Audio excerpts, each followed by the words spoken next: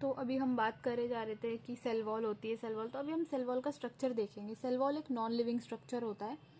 ये क्या है? Outer rigid protective supportive and semi transparent covering of plant cells, fungi, bacteria and some protist. Animals में नहीं होता, प्लांट्स में तो होता ही है। फंगाई में प्रेजेंट होती है, काइटिन की सेल वॉल होती है। फिर remember from biological classification, bacteria में भी होती है, नैग एंड नैम यूनिट्स की बनी हुई होती है, और प्रोटिस्टा में मिलती है हमें सेल वॉल। तो हमें ये पता होना चाहिए किस किस में होती है। एनिमल्स में तो नहीं होती, फिर उसके अलावा जो भी हमने पढ़े थे बायोलॉजिकल क्लासिफिकेशन में उस सब में होती है। प्लांट में, फंगाई में, बैक्टीरिया में, प्रोटिस्टा में भी कुछ कुछ प्रोटिस्टा में होती है, कुछ कुछ में नहीं होती।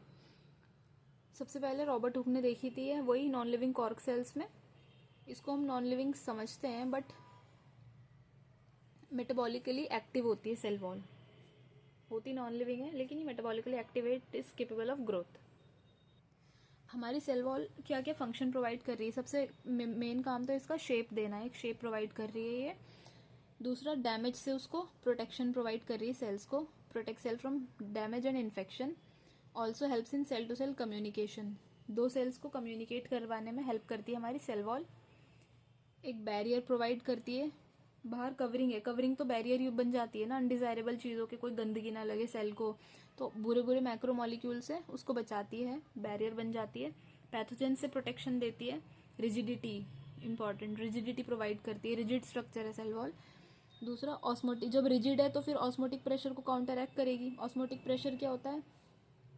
ऑस्मोटिक प्रेशर होता है पानी की अंदर जो सोल्यूट्स प्रेजेंट होते हैं उसकी वजह से जो प्रेशर लगता है। अगर सेल के अंदर बहुत सारा पानी भर जाएगा तो वो फट जाएगी ना, तो वो बस्ट ना हो जाए उससे। अगर कोई मुलायम सी मेम्ब्रेन होगी, सॉफ्ट सी मेम्ब्रेन होगी तो इजीली फट जाएगी, बट सेल वॉल रिजिड है तो उसको फटने से बचाती है, ऑस्मोटिक प्रेशर से उसको बचाती है। Its growth helps in cell expansion, जब सेल वॉल की ग्रोथ होगी तो सेल भी एक्सपैंड करेगी, तो उसके एक्सपेंशन में हेल्प करती है। Cutin and suberin reduce water loss through respiration. Cutin और सुबेरिन क्या होते हैं? सेल वॉल के ऊपर, प्लांट्स की सेल वॉल में के ऊपर कुछ कुछ पार्ट्स की सेल वॉल पे कवरिंग बना लेते हैं। ये वैक्सी मटेरियल होते हैं क्यूटिन सुबेरिन, तो ये पानी को लॉस होने से बचाते हैं। वाटर इम्परमिएबल होते हैं तो पानी इनके थ्रू पास नहीं हो सकता, तो पानी के लॉस से प्रिवेंट करते हैं। सेल वॉल की कंपोजिशन क्या होती है? कंपोजिशन मतलब कि सेल वॉल किस चीज से बनी है। तो एल्गी वाला दे रखा है एनसीईआरटी में और प्लांट्स का दे रखा है। एल्गी की सेल वॉल बनी होती है, एल्गी भी एक प्लांट में ही आता है। तो एल्गी की सेल वॉल है सेल्यूलोज की, उसके अलावा galactans, mannans and minerals like calcium carbonate. तो ये चारों रटे हुए रहने चाहिए। सेल्यूलोज होता है, दोनों में कॉमन है सेल्यूलोज, प्लांट्स और एल्गी में। प्लांट्स में तो सेल्यूलोज, हेमी सेल्यूलोज, सेल्यूलोज को आधा कर दिया हेमी सेल्यूलोज, पेक्टिन्स और प्रोटीन, दो पीपी, पेक्टिन्स प्रोटीन्स। एल्गी में सेल्यूलोज है, उसके अलावा दो गैलेक्टन्स, मैनन्स और एक हमारा कैल्शियम कार्बोनेट है। स्ट्रक्चर कैसा होता है सेल वॉल का? मिडिल लैमिला होती है, प्राइमरी सेल वॉल और सेकेंडरी सेल वॉल होती है। तीन चीजों से मिलके हमारी सेल वॉल बनी है, middle lamella, primary cell wall, secondary cell wall. Middle lamella क्या होती है? हमारी थिन सी सीमेंटिंग लेयर होती है ये एक एडजेसेंट सेल्स के बीच में। तो जो दो सेल्स होती हैं उसके बीच दोनों की कवरिंग होगी सेल वॉल, तो वो वाला पार्ट जो दोनों के बीच में आ रहा है, दोनों को कनेक्ट कर रहा है सेल वॉल का, वो है हमारा मिडिल लैमिला। सीमेंटिंग करता है दो एडजेसेंट सेल्स के बीच में। और ये किसकी बनी होती है? एनसीईआरटी में ये इसके ऊपर क्वेश्चन भी आता है, कैल्शियम और मैग्नीशियम पेक्टेट्स की बनी होती है हमारी मिडिल लैमिला। तो जो सेल वॉल है हमारी, उसकी सबसे बाहर वाली जो लेयर होगी वो हमारी मिडिल लैमिला होगी। उसके अंदर होगी हमारी प्राइमरी वॉल, फिर उसके भी अंदर होगी सेकेंडरी। तो आउटर टू इनर है middle lamella, primary cell wall and secondary cell wall. Primary cell wall एक थिन इलास्टिक लेयर होती है जो मिडिल लैमिला के अंदर की साइड प्रोड्यूस होती है। Grows bye इंटरसुसेप्शन। इंटरसुसेप्शन का मतलब है addition of material within the existing wall. जो हमारी पहले से मिडिल लैमिला एग्जिस्ट कर रही थी उसी के अंदर मटेरियल एक्यूमुलेट हो जाएगा और वो प्राइमरी सेल वॉल बना लेगा।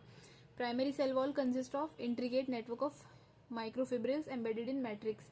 माइक्रोफिब्रिल से बनी होती है। Microfibrils are made up of cellulose, cellulose के बने होते हैं, या फिर फंगल सेलुलोज के, which is chitin. Fungal cellulose होती है हमारी काइटिन। अगर फंगाई की सेल वॉल है तो फंगल सेलुलोज काइटिन के बने होंगे माइक्रोफिब्रिल्स। प्लांट सेल है तो सेलुलोज के, और अगर बैक्टीरिया है तो उसमें होंगे पेप्टिडोग्लाइकन के। फिर हमारी होती है सेकेंडरी सेल वॉल। सेकेंडरी क्या है? जो और अंदर बनेगी प्राइमरी के भी अंदर। Produced in some mature cells when their growth is stopped. जो यंग सेल्स होती हैं छोटी, उसमें प्राइमरी वॉल होती है। सेकेंडरी सेल वॉल तब बनेगी जब ग्रोथ रुक जाती है, जो मच्योर हो जाती है, सेल डिफ्रेंशिएट हो जाती है, तब हमारी सेकेंडरी सेल वॉल बनती है। किसमें? मच्योर सेल्स में, जब उनकी ग्रोथ हमारी रुक जाएगी। जैसे कि ट्रैकिड्स हो गए, वेजल एलिमेंट्स, कॉलन काइमा, ये सब मैच्योर सेल्स होते हैं, इसमें बनेगी। Inner to primary wall, primary के भी अंदर बनेगी बाय एक्रीशन।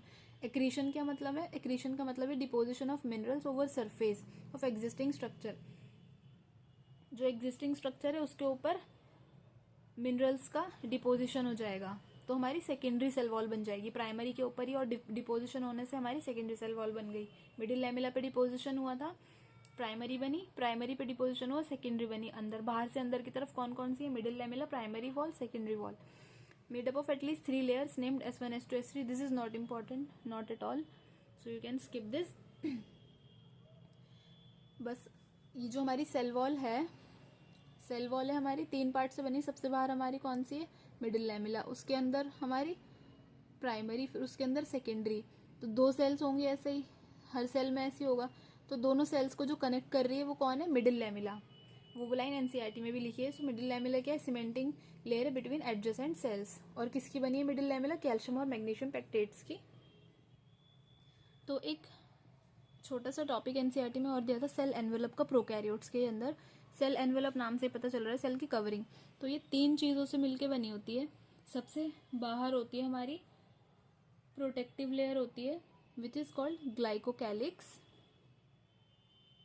इसके बाद इसके अंदर होती है हमारी cell wall, and cell wall के अंदर होती है हमारी प्लाज्मा मेम्ब्रेन, उसे शॉर्ट में पीएम लिखते हैं। तो ये तो हमें पता ही, सेल जो होती है उसके बाहर सेल वॉल होती है, अंदर प्लाज्मा मेम्ब्रेन। लेकिन जो प्रोकैरियोट्स है उसमें एक एक्स्ट्रा होती है ग्लाइकोकैलिक्स बाहर की तरफ। तो ये तीनों मिलके बनाते हैं हमारी सेल एनवेलप। तीनों के तीनों मिलके प्रोटेक्शन प्रोवाइड करते हैं। तीनों के सेपरेटली अलग अलग फंक्शंस हैं, बट मिलके क्या करेंगे? मिलके तीनों के तीनों क्या देंगे? प्रोटेक्शन। फिर बैक्टीरिया के बारे में ये बोला है, ग्राम पॉजिटिव और ग्राम नेगेटिव। ग्राम पॉजिटिव और ग्राम नेगेटिव बैक्टीरिया क्या होते हैं? वो बैक्टीरिया, और ये जो इसकी सेल वॉल का स्ट्रक्चर होता है ना बैक्टीरिया का, उस पर ही डिपेंड करता है कि वो ग्राम पॉजिटिव है या नेगेटिव। ग्राम पॉजिटिव वो होता है जो टेकअप कर लेता है ग्राम स्टेन, और जो नहीं करता वो होता है हमारा ग्राम नेगेटिव बैक्टीरिया। तो जो ग्राम स्टेनिंग को ले लेता है वो ग्राम पॉजिटिव होता है, वो कलर शो करेगा। ग्राम नेगेटिव होता है जो ग्राम स्टेन को नहीं लेता, which do not take up the gram stain. बस ये 2 ही लाइनें इसके बारे में एनसीईआरटी में दी हैं, which take up the gram stain gram positive, which do not is gram negative. तो जो ये हमारा सेल वॉल और प्लाज्मा मेम्ब्रेन तो हम पढ़ेंगे ही। जो हमारा सेल वॉल हमने देख ली, जो ग्लाइकोकैलिक्स बैक्टीरिया में मिलता है, ये 2 टाइप का हो सकता है हमारा ग्लाइकोकैलिक्स। ये हो सकता है एक तो स्लाइम लेयर की फॉर्म में, और एक हो सकता है कैप्सूल। तो स्लाइम लेयर कब बोलेंगे इसको? जब ये लूज होगा, लूज शीट की फॉर्म में, और अगर टफ है, प्रोटेक्टिव है, तो उसको हम बोलेंगे कैप्सूल। फिर हम अपने सेल वॉल के बारे में तो पढ़ ही चुके हैं। रिजिड होता है, सपोर्ट प्रोवाइड करता है, प्रोटेक्शन प्रोवाइड करता है मैकेनिकल स्ट्रेस से, कोलैप्सिंग से, बर्स्टिंग से बचाता है सेल को। तो वो हमारा सेल वॉल का काम हो गया।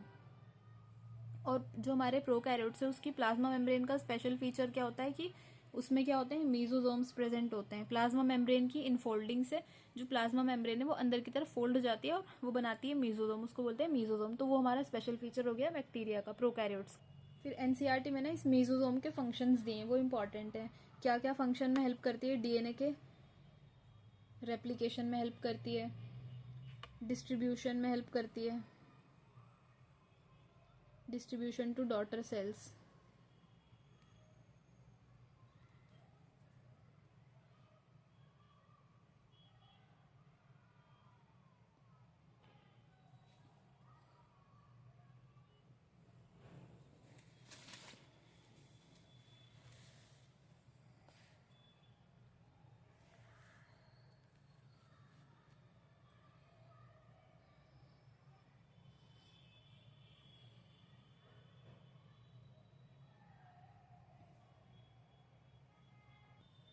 फिर जो हमारा बैक्टीरिया है वो मोटाइल या नॉन मोटाइल हो सकता है। अगर मोटाइल बैक्टीरिया होगा तो कोई चीज़ होगी उसके पास जो उसको मोटाइल बना रही है। क्या चीज़ होती है जो बैक्टीरिया को मोटाइल बनाती है? वो होता है हमारा फ्लैजेला। ये मेरा एक बैक्टीरिया है, इसकी एक पूंछ होती है जिसको हम बोलते हैं फ्लैजेला, जिसकी वजह से वो मोटाइल बन जाता है, मूव कर सकता है। इसकी मूवमेंट की वजह से हमारा बैक्टीरिया मूव करेगा। तो इस फ्लैजेला का स्ट्रक्चर क्या होता है? ये फ्लैजेला हमारा 3 चीज़ों से मिलके बना होता है। किन किन 3 चीज़ों से? एक तो होता है हमारा फिलामेंट, एक होता है हमारा हुक, और एक होता है हमारा बेसल बॉडी। बस इसके नाम ही पता होने चाहिए आप नीट के लेवल पे या फिर 11th के लेवल पे। फिलामेंट के नाम से क्या पता चल रहा है कि एक लॉन्गेस्ट, इसका जो लॉन्गेस्ट पोर्शन है, जो हमें नज़र आता है ना, सरफेस से बाहर जाता हुआ, from surface to outside, longest portion है वो हमारा फिलामेंट है। एक तो हमारे बैक्टीरिया में फ्लैजेला है जो मोटिलिटी में हेल्प कर रहा है। उसके अलावा और क्या, ही हम एक्सटेंशंस देख रहे हैं। मोटिलिटी में फ्लैजेला हेल्प कर रहा है। इसके अलावा बैक्टीरिया के पास ना, बैक्टीरिया के सरफेस पे कुछ ऐसे छोटे छोटे बाल जैसी चीज़ें होती हैं, बहुत छोटे छोटे, उसको हम बोलते हैं पाइली। और ऐसी एक चीज़ होती है फिम्ब्रिए। इन दोनों का भी पता होना चाहिए, पाइली क्या है और फिम्ब्रिए क्या है। दोनों की लेंथ फ्लैजेला से कम होती है, दोनों की लेंथ छोटी होती है, बट इन दोनों का मोटिलिटी में कोई रोल नहीं होता। ठीक है, ये मोटिलिटी प्रोवाइड नहीं करते, इनका मोटिलिटी में कोई रोल नहीं है, इनका अलग रोल है। दोनों के दो, जो पाइली है वो थोड़ा सा डिफरेंट होता है देन फिम्ब्रिए। पाइली हमारा ट्यूब्यूलर है, ट्यूब्यूलर सा स्ट्रक्चर है पाइली। पाइली क्या करता है? 2 बैक्टीरिया के बीच में क्रोमोसोमल ट्रांसफर करवाता है। तो पाइली क्या करता है? दोनों बैक्टीरिया के बीच में क्रोमोसोमल ट्रांसफर करवाता है। ट्यूब्यूलर होता है, ट्यूब बना लेता है, एक ट्यूब के ही थ्रू ट्रांसफर हो पाएगा ना, ट्यूब के अंदर खाली स्पेस होता है, तो पाइली हमारा ट्रांसफर में हेल्प करेगा।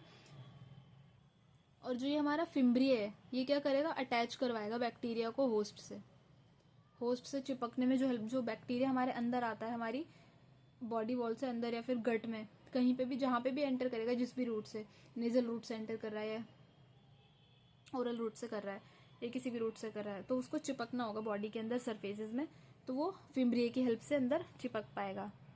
तो ये हमारे बैक्टीरिया के एक्सटेंशन से 3 है, फ्लैजेला है, पाइली है, फिम्ब्रिए है। फ्लैजेला मोटिलिटी में हेल्प करेगा, 3 चीज़ों से मिलकर बना होता है, filament, hook, basal body. Filament longest portion होता है जो सरफेस से आउटसाइड तक एक्सटेंड करता है।